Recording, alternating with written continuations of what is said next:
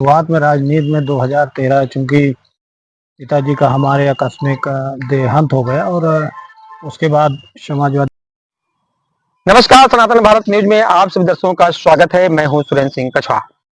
आज हम चित्रकूट जिले के फायर ब्रांड नेता समाजवादी पार्टी के निवर्तमान जिलाध्यक्ष अनुज यादव से मुलाकात करेंगे और उनसे बात करेंगे धर्मनगरी चित्रकूट में आखिर इस समय क्या चल रहा है, क्या माहौल है। पहले तो हमारे नेताजी, आपका बहुत बहुत स्वागत हमारे चैनल में। और कैसे हैं, क्या हाल बस चाल है ठीक है, फर्स्ट क्लास। इस सबसे समय? पहले आपके चैनल को धन्यवाद कि आप लोग कम से कम विपक्ष के लोगों को विपक्ष और जनता की आवाज़ उठाते रहते हैं, इसलिए आपको धन्यवाद। नेताजी, आपकी कहानी हमें बहुत दिलचस्प लगती है। जी जी। आप हालांकि जब राजनीति में आए उस टाइम आपके पिताजी नहीं रहे, उसके बाद आप राजनीति में आए, काफी संघर्ष भी किया। हालांकि भले ही पैतृक देन है आपके पिताजी रहे, लेकिन संघर्ष आपने बहुत किया। क्या लगता है, राजनीति जब आए तो क्या क्या सामना करना पड़ता है? देखिए, जब हम शुरुआत में राजनीति में 2013 चूँकि पिताजी का हमारे आकस्मिक देहांत हो गया और उसके बाद समाजवादी पार्टी के हम सबके नेता आदरणीय मुख्यमंत्री जी घर आए और उन्होंने राजनीति में, जब हमने इच्छा जाहिर की कि राजनीति में हम लोग आना चाहते हैं, तो उन्होंने बिल्कुल हाँ कर दिया और उन्होंने जिम्मेदारी दे दिया। और इतनी बड़ी जिम्मेदारी दिया चूँकि ज़िले की उस समय हमारी एज 24 ईयर्स थी और उस समय इतनी बड़ी जिम्मेदारी जिला संगठन की बहुत बड़ी मेरे लिए बहुत मायने रखती थी। जिला संगठन चूँकि महत्वपूर्ण, चूँकि कोई उस तरह का राजनीतिक अनुभव था नहीं, क्योंकि पिताजी का अचानक आकस्मिक निधन होने के बाद, चूँकि राजनीति में हम लोग रहे ना, छात्र जीवन उस समय चल रहा था, तो जैसे उन्होंने जिम्मेदारी दिया तो धीरे-धीरे सब लोगों से, बीच पार्टी के सीनियर नेताओं से, अपने जो पिताजी के साथ काम करते थे, संघर्ष के साथी थे, उनके बीच देखा-सेखी में सीखते गए और धीरे-धीरे उसी में ढलते गए। हालांकि उस टाइम अखिलेश यादव जी मुख्यमंत्री भी जी, थे, आपके घर गए जी, थे, जी, काफी वो था। जी, तो उस टाइम आप बहुत ही, आपकी एज भी कम थी, ज्यादा नॉलेज नहीं था, लेकिन कहीं ना कहीं कसक था पिताजी के ना रहने का। जी।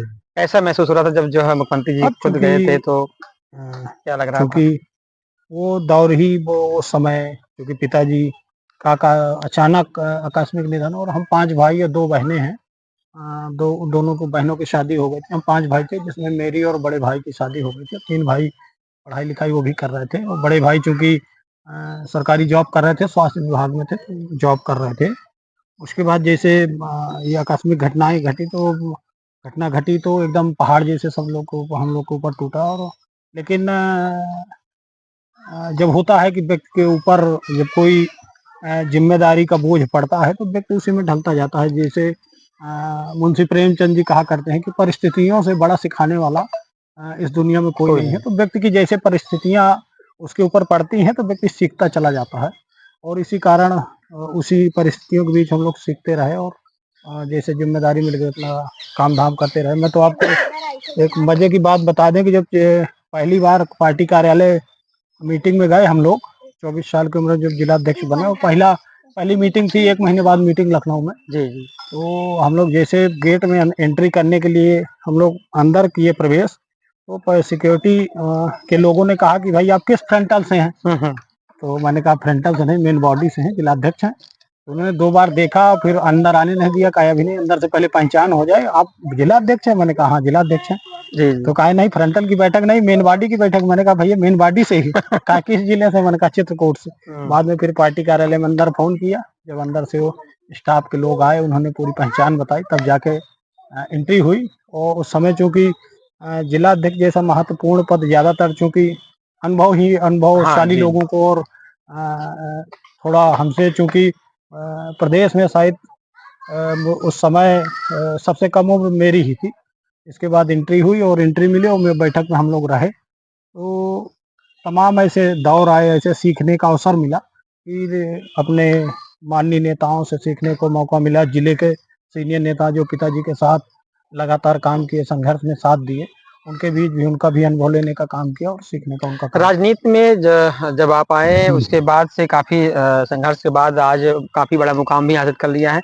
कहीं कहीं लगता होगा कि पिताजी अगर होते और मैं यहाँ तक प्रोग्रेस कर रहा हूँ तो कितना अच्छा होता है, दिमाग में कहीं कहीं आता होगा, कर सकती नहीं, जैसे मेन लोग। तो ये थी कि पिताजी चूंकि हमारे राजनीति में किसी को लाना नहीं चाह रहे थे, चूंकि राजनीति उन्होंने वो संघर्ष वो दौर देखा था, तो उनकी ये इच्छा थी कि कहीं नौकरी पेशा पढ़ लिख लें, अच्छा एजुकेशन में, चूंकि उन्होंने किसी, हम पांचों भाइयों में, दोनों बहनों में कभी किसी के ऊपर कोई ऐसी वो चीज़ कमजोरी नहीं आने दी जिससे हम लोग शिक्षित, जिनको जहाँ तक पढ़ना, जिसकी जितनी इच्छा रही उतना उन्होंने सबको पढ़ाया, और उन्होंने, उनका एक मकसद था कि कहीं जॉब वॉब लग जाएगी तो नौकरी कर लेंगे और अपना काम धाम करते रहेंगे।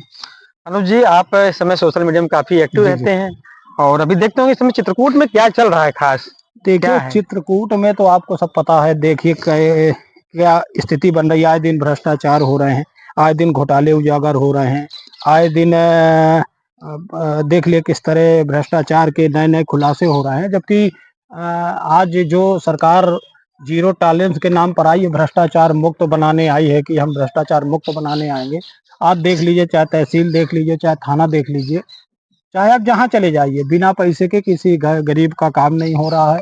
इस सरकार ने केवल 9 साल से गरीबों को केवल आधार कार्ड और केवाईसी में ऐसा उलझा कर रखा है कि गांव का हर गरीब व्यक्ति लिए बच्चों सहित और पत्नी सहित टहल रहा है आधार कार्ड के लिए। आधार कार्ड बनता है, आधार कार्ड के बाद फिर वो भी भाग जाता है, तो कहते हैं केवाईसी करा के आओ। केवाईसी करा के आता है तो कहीं कहेंगे ऑनलाइन कराओ, ऑनलाइन हो गए तो कहीं नेटवर्क नहीं है, सर्वर नहीं। तो ये हाल है, 9 साल से केवल और केवल ऑनलाइन ऑफलाइन का चक्कर चल रहा है। किसी गरीब को ना तो न्याय मिल पा रहा। आप थाने में चले जाइए, जाति पूछ कर काम हो रहा है। अस्पतालों में चले जाइए, इलाज नहीं अच्छा मिल रहा, सस्ता इलाज नहीं मिल रहा है। आपको ईश्वर ना करे कोई बड़ी आकस्मिक घटना या आपके साथ हो जाए, बीमारी हो जाए, जी। अगर ऐसी कोई दिक्कत आ जाए तो जिला अस्पताल में सीधे रिफर सेंटर बना दिया गया है कि आपको या तो सतना भेज दिया जाएगा या तो इलाहाबाद। ये स्वास्थ्य के मामले में जो एकदम जिले में व्यवस्थाएं ये हाल है कि अभी गत दिनों व्यापारियों ने और एक व्यापारी समाज से एक व्यक्ति हैं, उन्होंने लंबी आवाज उठाई और उसका भी ये हाल हुआ कि उन्होंने इतनी बड़ी आवाज उठाई, फिर भी जिला प्रशासन के कान में जू तक नहीं रहेंगी। ये भी व्यवस्थाएं अभी तक नहीं सुधरी हैं, जबकि हमारी पूर्व की सरकार में आप चाहे जिला अस्पताल देख लीजिए, नेताजी की देन है सब, मुलायम सिंह यादव जी जब थे तो उन्होंने ये सोनीपुर का जिला हॉस्पिटल दिया। कई पीएससी बनाने का काम हमारी सरकार ने किया। आज सड़कों का ये हाल है कि किसी भी सड़क में आप चले जाइए, आप चाहे पहाड़ी से राजापुर चले जाइए, चाहे आप चले जाइए, आप खो से आप ये सीधे आपको मऊ और राजापुर और सीधे मऊ और बड़गढ़ चले जाइए, कोई ऐसी रोड नहीं जहाँ 2000 गड्ढे आपको हर सड़क में ना मिले। केवल और केवल खाना पूर्ति सरकार करती है। कई बार मोदी योगी जी के भाषण आते हैं कि गड्ढा पूर्ति की ये डेट है, अगली डेट वो है, लेकिन आज तक कोई गड्ढा किसी सड़क में गड्ढा नहीं भरा। आपने भ्रष्टाचार की बात की, अभी चित्रकूट में हाल ही एक भ्रष्टाचार उजागर हुआ है, ट्रेजरी घोटाला, लगभग जी 45 जी, लाख से ऊपर घोटाला। 45 करोड़। हाँ, 45 करोड़ लगभग घोटाला हुआ। तो उसमें अभी तक हालांकि कुछ नेता जानकारी मिली है, कुछ नेता भी हैं, पक्ष विपक्ष दोनों का नेता भी शामिल हैं, अन्य लोग भी शामिल हैं, क्या लगता है इसमें भी? देखिए, हमने तो आपको एक सूचना दे दे, हमने तमाम भारतीय जनता पार्टी के नेताओं ने भी देखा है। भारतीय जनता पार्टी का राज्य स्तर दर्जे के मंत्री उसमें घोटाले में जेल भेजे गए, अभी भी जेल में हैं। तो इससे बड़ी बात क्या हो सकती है कि भारतीय जनता पार्टी के लोग इस भ्रष्टाचार को बढ़ावा दे रहे हैं, उनके लोग शामिल हैं, और इसमें अभी तक जितने भी बड़े शामिल हैं उनको किसी को नहीं पकड़ा जा रहा है। केवल पेंशनधारी का उत्पीड़न किया जा रहा है, पेंशनधारियों को जेल भेजकर उनको खाना पूर्ति की जा रही है, जबकि बड़े लोग ये आप बड़े बड़े स्तर में मामला है। ये इतना बड़ा घोटाला 2018 से लगातार हो रहा है। आखिर ट्रेजरी कोषागार किसके जिम्मे में होता है, कौन जिम्मेदार इसका होता है? 2018 से लगातार चला। ऑडिट टीम हर साल, ऑडिट टीम 2 बार आती है। तमाम एक्सपर्ट बता रहे थे कि जी। ऑडिट टीम हर साल 2 बार ऑडिट करने आती है, और ऑडिट टीम एक बार भी ये घोटाला नहीं पकड़ पाई। ये तो अचरज की बात है ना। सबसे बड़ी दोषी तो ऑडिट टीम है इसमें, कि आखिर आप लोग ऑडिट के नाम पर कर क्या रहे थे?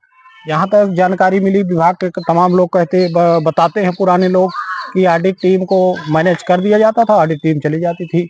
लिख पढ़कर और पर्दा डालकर चली आपने जाती। एक सोशल मीडिया में डाला भी था फेसबुक में कि ऑडिट टाइम पर भी एफआईआर होनी चाहिए, काफी वायरल हो रहा था। सबसे बड़ी जो नैतिक जिम्मेदारी अगर किसी की बनती है तो ऑडिट टीम की बनती है। आखिर आप हर साल पैसा और आपको वेतन सरकार किस लिए देती है? ऑडिट टीम का जो काम होता है कि आप प्रत्येक साल ऑडिट करिए। 2012 से लेकर इतनी बड़ी लूट हो रही है जिले में, ऑडिट के नाम पर केवल खाना पूर्ति और पैसे लेकर लिफाफा बंद लिफाफा लेकर चले आना, ये तो खुलेआम भ्रष्टाचार को आप पर्दा डालते रहे। 2018 से जितनी बार भी ऑडिट टीम गई है उन सारी ऑडिट टीम के सारे कर्मचारियों के एफआईआर हो तो और भी खुलासा होगा, और ये भ्रष्टाचार अगर कायदे से जांच की जाए तो भ्रष्टाचार की राशि और बढ़ेगी। अभी आपने कहा कुछ बड़े लोग, वो बड़े लोग कैसे हैं, कौन हैं बड़े लोग जिन्हें जो है गिरफ्त अब नहीं आ रहे हैं? कहीं ना कहीं इसमें बड़े लोग तो ये किसमें कोषागार की जिम्मेदारी किसकी होती है? अब बताइए, भारतीय जनता पार्टी की सरकार में भारतीय जनता पार्टी के बड़े नेता जेल भेजे गए इस भ्रष्टाचार में। उनको मुझे जानकारी ये मिली कि वो राज्य मंत्री का दर्जा पाए थे, लखनऊ में बंगला पाए थे, सिक्योरिटी पाए थे। तो उन जैसे व्यक्ति जब ये भ्रष्टाचार कर रहे हैं तो भारतीय जनता पार्टी की अभी जांच होगी तो और नेता भी लपेटे में आएंगे। तो वो केवल उनसे जब पूछो कि ये भ्रष्टाचार, भारतीय जनता पार्टी का कोई भी बड़ा नेता इस भ्रष्टाचार में अभी दो शब्द भी नहीं बोला। कोई भी, चाहे जितने भी जिम्मेदार जी। जो भी नेता हैं, कोई भ्रष्टाचार में एक भी उंगली उठाने का काम नहीं किया। एसआईटी टीम गठित है, जांच भी शुरू है, जी। क्या लगता है एसआईटी टीम जांच कर रही है तो? अब एसआईटी टीम तो जांच करे, अब वो इधर उधर घुमा के केवल आएगा तो पेंशनर ही उसमें। पेंशनर भाई, आखिर ये बताइए, इतनी बड़ी पेंशनरों का उपयोग आप कर रहे हैं, पेंशनरों को किसके आदेश पर आपने खाता जुड़वाया? तमाम लोग, मृत लोग जो इस दुनिया में नहीं है, उनके खाते में बराबर पैसा आ रहा है। तो आखिर ये पूरा सिस्टम ही जब पूरा भ्रष्ट बना हुआ है, पूरा सिस्टम तंत्र ही, तो आखिर केवल एक ही पेंशनर जो 80 साल के हैं, 85 साल के हैं, 95 साल के हैं, उनको आप कड़ील कड़ील जेल में डाल रहे हैं। ठीक है, वो दोषी हैं, लेकिन इनके पीछे जो बड़े लोगों की मंशा थी, जिन्होंने प्रोत्साहित किया और राशि निकाली, उनको आखिर आप कब जेल भेजेंगे? जो सिस्टम से जुड़े हुए थे डायरेक्ट, और उनको पूरी एक एक घटना, उनको एक एक बारीकी से भ्रष्टाचार कराने के तरीके मालूम थे, उन लोगों को आखिर कब प्रशासन पकड़ेगा? सपा सांसद महोदया और पूर्व सांसद भैरव मिश्रा, जी। दोनों लोगों ने जो है सीबीआई जांच की मांग की है, जी। आपको क्या लगता है? सीबीआई जांच की मांग तो हमारे नेता आदरणीय अखिलेश यादव जी उसी दिन कर दिए थे जिस दिन उनको श्रीवास्तव की मौत हुई थी, जो जिनको प्रशासन ने जी, मुख्य आरोपी जी, बनाया था। उस दिन, जिस दिन उनका इलाज के दौरान मृत्यु हुई, उसी दिन हमारे नेता ने डाला, माननीय अखिलेश यादव जी ने, कि इसकी सीबीआई जांच हो। हम लोगों ने भी डाला कि सीबीआई जांच हो, लेकिन जब तक सत्ता पक्ष के लोग योगी जी से सिफारिश नहीं करेंगे तो सीबीआई जांच नहीं हो सकती है। सीबीआई जांच के लिए, क्योंकि सत्ता के लोग तमाम, हर हफ्ते हम देखते हैं कि सोशल मीडिया में मुख्यमंत्री जी का आशीर्वाद लेते फोटो चली आती है, लेकिन आज तक इतने बड़े घोटाले में ना तो मुख्यमंत्री जी का एक शब्द आया है, ना इसमें कोई बड़े नेता का है। केवल हाँ, सोशल मीडिया में हम जरूर देखते हैं कि भारतीय जनता पार्टी के नेताओं ने सीबीआई की मांग उठाई, लेकिन हकीकत में कितना उठाई ये तो आप जानते हैं, हम जानते हैं। इतने जिले भर के नेता, इतने लोग, पक्ष और विपक्ष के सब एक हैं, सब लोग चाहते हैं कि सीबीआई जांच हो, तो आखिर जांच रुकी कहाँ?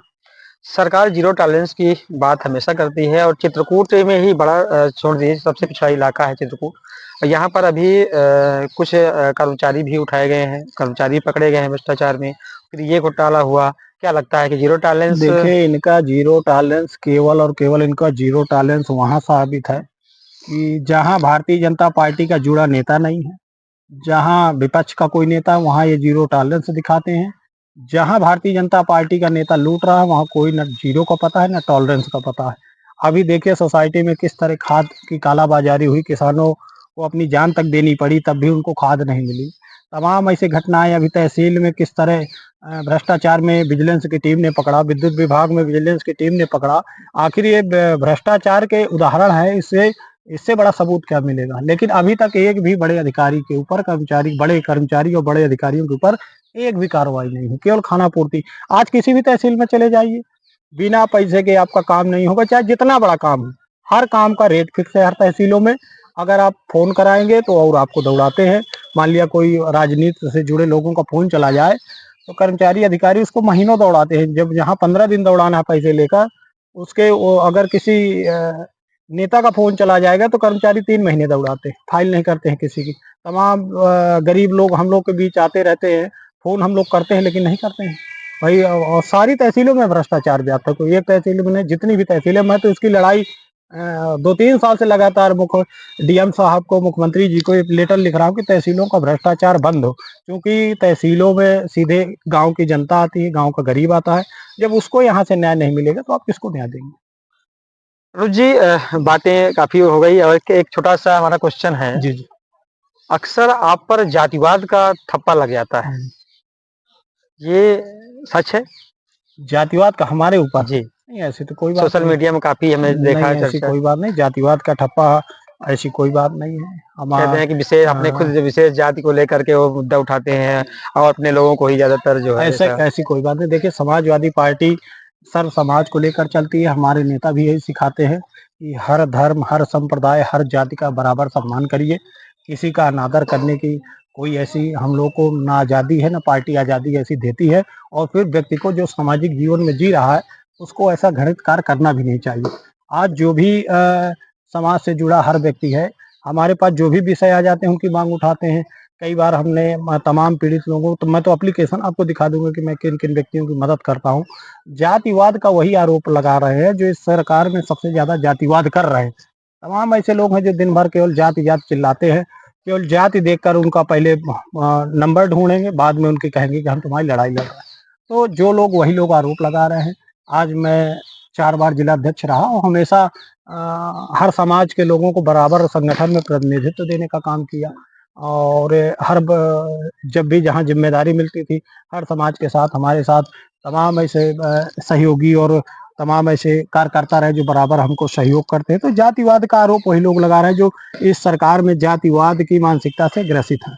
सोशल मीडिया में एक चर्चा है, जी जी। काफी मात्रा में और काफी ट्रेड भी कर रहा है। हालांकि एक क्या दो ट्रेड कर रहे हैं। पहला तो ये है कि आपको 236 विधानसभा से चुनाव लड़ने के लिए, विधानसभा 236 विधायक चुनाव लड़ने के लिए आपका काफी मांग हो रही है।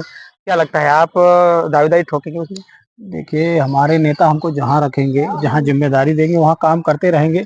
और फिर हर नेता एमएलए एमपी बनने के लिए तो राजनीति में आता है, तो जब पार्टी उसमें आजमाएगी तो उसमें भी प्रयास किया जाएगा। लेकिन बिना अपने नेता के आदेश के बिना, और जो जिम्मेदारी जब देंगे, हमको जिला संगठन की 4 बार जिम्मेदारी दिया, उसके बाद प्रदेश कार्य समिति की हमारे पास जिम्मेदारी रही और लगातार 4 बार काम भी हम लोगों ने किया। हमने एमएलसी का चुनाव जिताया, नगर पालिका का जब मैं मेरे कार्यकाल में हुआ था नगर पालिका का चुनाव, हालांकि वो तो भारतीय जनता पार्टी में चले गए हैं चेयरमैन साहब, जो पहली बार समाजवादी पार्टी से जीते। और उस समय उस चुनाव में भारतीय जनता पार्टी एक भी खाता नहीं खोलने पाई। इसके बाद एमएलसी का चुनाव हुआ, स्नातक एमएलसी, जिसमें डॉक्टर मान सिंह यादव को एमएलसी बनाने का हम लोगों ने काम किया। 22 में हम लोगों ने इस विधानसभा में ऐतिहासिक कार्यकर्ताओं की बदौलत और दम पर ऐतिहासिक जीत हासिल की। इसके मानिकपुर का हालांकि 1000 से रह गया और बहुत मामूली अंतरों से रह गया, नहीं वो भी विधानसभा हम जीत जाते। तो पार्टी जहाँ जहाँ काम जिम्मेदारी देती है वहाँ निष्ठा से काम करने का हम काम करते हैं। और ये जो ट्रेड चल रहा है, तो ये तो अब कार्यकर्ता या कुछ लोग लड़के नवयुवक हैं जो चला रहे होंगे, लेकिन पार्टी जहाँ जिम्मेदारी देगी वहाँ हम निष्ठा से ईमानदारी से काम करने का काम करेंगे। क्या लगता है, कहीं ना कहीं आपको फिर लगता हो कि एक बार हम शायद आजमाए, हो सकता है? अब ये तो पार्टी का जो निर्णय रहेगा, पार्टी जब इस लायक समझेगी, इस काबिल समझेगी, तो उसमें भी पार्टी के आदेश पर उतरने का काम हम लोग करेंगे। पार्टी का चूंकि 1991 में इस विधानसभा से श्रद्धेय नेताजी ने, मुलायम सिंह यादव जी ने पिताजी को लड़ाने का काम किया। हालांकि उस समय वो दौर दूसरा था 91 में, और वो समय सफल नहीं हो पाए। लेकिन 1991 में पूज्य पिताजी चुनाव लड़ चुके हैं, और जब पार्टी ऐसी कोई जिम्मेदारी देगी तो उसमें भी देखा जाएगा, काम करने का काम किया जाएगा। एक लास्ट क्वेश्चन है जी जी। अनुज जी, आप जिलाध्यक्ष थे और जिला रहते हुए आप जेल गए थे। जी जी। वो दौर था, क्या कारण था उसमें, क्या ऐसा हो गया था कि आप जो वो है? तो साजिश के तहत, चूंकि पंचायत चुनाव था, पंचायत चुनाव के दौरान हम लोगों ने, कार्यकर्ताओं ने जिले की तमाम मांगों को लेकर, और हमारे राष्ट्रीय अध्यक्ष अखिलेश यादव जी के ऊपर एफआईआर हो गई थी, एफआईआर दर्ज कर दिया था, भारतीय जनता पार्टी के इशारे पर हुई थी। जी। उन सब तमाम चीज़ों को लेकर हम लोगों ने 12 लोगों ने, हम मुझको लेकर 12 लोगों ने, हम लोगों ने वर्तमान सरकार का पुतला फूंकने का काम किया, जिसमें हम लोगों को रात रोज ऐसी गंभीर धाराएं लगा दी गई, और ऐसी धारा जो शायद कभी महात्मा गांधी जी के ऊपर लगी थी, और उसके तहत हम लोग को जबरिया जेल में डालने का काम किया। और उस समय जिले के एक भारतीय जनता पार्टी का विधायक भी था। वो शायद लगातार बराबर निर्देश कर रहा था कि कोई भी समाजवादी पार्टी का कार्यकर्ता बचने ना पाए, सबको चुन चुन के जेल भेजो। तो वैसे ऐसा नहीं होना चाहिए था, क्योंकि विपक्ष में जब हम लोग की सरकार थी, तब यही भारतीय जनता पार्टी के लोग माननीय राष्ट्रीय अध्यक्ष जी का किस तरीके से पुतला फूंकते थे और हम लोग देखते थे, लेकिन कभी एफआईआर जैसी नौबत नहीं आई। लेकिन फिर भी हमने उसको झेला और हमको जब प्रशासन ने जेल भेज दिया, हम लोग 3 महीना जेल में भी रहे और जेल से छूटने के बाद आए, फिर अपना काम में लग उस गए। टाइम एक फोटो बहुत वायरल हुआ करती थी, जी, जी। एक फोटो उसमें जो है उस फोटो में चिलम लगाया गया था और फिर कहते हैं उसी में जो है आपको जेल हुई वो थी, पुतला ऐसा। का एक अपना तरीका होता है, सब लोग पुतला पुतला में उस समय जब हमारी सरकार थी तो यही भारतीय जनता पार्टी के लोग अस्थि कलश निकालते थे, अर्थी कलश निकालते थे। तो अपने-अपने तरीके से, एक तरीके से सरकार का विरोध, चुनी हुई सरकार का विरोध करना विपक्ष का नैतिक कर्तव्य है। हम लोगों ने चुनी हुई सरकार का गलत नीतियों के खिलाफ उनके हम लोगों ने विरोध प्रदर्शन किया। अब उसको चूँकि भारतीय समाजवादी पार्टी के लोग पंचायत चुनाव में प्रभाव न डाल पाएँ, ज़्यादा से ज़्यादा सीटें न जिता पाएँ, इसलिए साजिश के तहत वो गंभीर धाराएँ लगाई गई। वो धारा तो बाद में रात में बढ़ाई गई। हम लोगों के घर से छोटे भाइयों को पकड़ लाया गया, कार्यकर्ताओं के घरों से उठा लाया गया और हम लोग रात में आ गए, हम लोग जेल में आ गए कि भाई परिवार वालों को क्यों परेशान किया जा रहा है, हम लोग समझ में आ जा रहे हैं। रात भर धारा नहीं बढ़ी, केवल वही जो आईटी एक्ट और तमाम धाराएँ लगी थी, जो विरोध प्रदर्शन में होता है, जो अमूमन जी, धाराएँ जी। लगती हैं, वो धाराएँ लगी थी। उसके बाद जब भारतीय जनता पार्टी के कुछ नेताओं का, एक विधायक का उनका जब दबाव बना ऊपर से कि नहीं, इनके ऊपर राजद्रोह लगाया जाए और इनको जेल भेजा जाए। हालाँकि भारतीय जनता पार्टी के कुछ नेताओं ने ऐतराज़ भी किया था।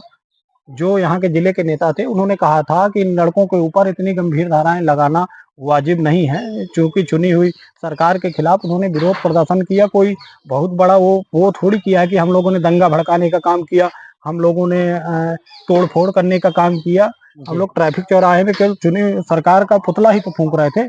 लेकिन भारतीय जनता पार्टी के कुछ नेताओं को कुछ ज़्यादा परेशानी थी कि सपा वाले रहेंगे तो पंचायत चुनाव में ज़्यादा प्रभाव डालेंगे, सीटें ज़्यादा भारतीय जनता पार्टी की हरा दी जाएँगी, इसलिए हम लोग को जबरिया जेल में डाल दिया गया। लेकिन फिर भी हम लोग 3 महीना जेल काटने के बाद आए और फिर अपने काम में हम लोग लग गए। तो जेल आना-जाना, चूँकि संघर्ष समाजवादी पार्टी का पुराने नेताओं का एक आह्वान रहता था कि समाजवादी पार्टी के नेता का एक पैर रेल में और एक पैर जेल में होना चाहिए। जी, जी। तो ये तो पार्टी के आदेशों पर हम लोग काम करते थे और आगे भी करते रहेंगे। चलिए बहुत-बहुत धन्यवाद अनुज जी जी, आपका। जी। ये थे समाजवादी पार्टी के जिला अध्यक्ष, पूर्व जिला अध्यक्ष अनुज यादव। उन्होंने बताया कि इस समय जो सरकार चल रही है, ज़ीरो टॉलरेंस की नीति है, वो पूर्ण तरह से फेल दिखाई दे रही है। हालाँकि यहाँ भ्रष्टाचार, यहाँ पर अभी कई कर्मचारी भी भ्रष्टाचार में लिप्त पाए गए, पकड़े गए, जेल भी गए, तमाम चीज़ें ऐसी हैं। हालाँकि उन्होंने अभी ट्रेज़री घोटाले का भी ज़िक्र किया कि यहाँ पर जो भाजपा के नेता हैं, उनके द्वारा अभी तक सीबीआई की जांच एक आध को छोड़कर नहीं मांगी है। हालांकि सोशल मीडिया में तमाम लिखते हैं, लेकिन सच्चाई क्या है वो नहीं जानते हैं। तो तमाम चीजें हैं, मांग करते रहे, लेकिन अभी देखते हैं आने वाला समय जो चित्रकूट के लिए क्या होता है, आने वाला समय बताएगा।